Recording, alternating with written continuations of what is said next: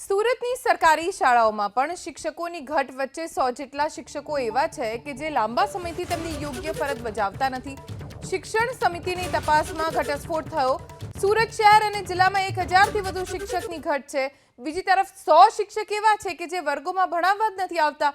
તે પૈકીના 3 શિક્ષક એવા છે કે જે 6 મહિનાથી ચાલુ પગારે વિદેશમાં જલસા કરે છે. બનાસકાંઠાની ઘટના પછી નગર પ્રાથમિક શિક્ષણ સમિતિની તપાસમાં ઘટસ્ફોટ થયો. વિદેશ ગયેલા 3 શિક્ષકને હાલ નોટિસ અપાઈ છે.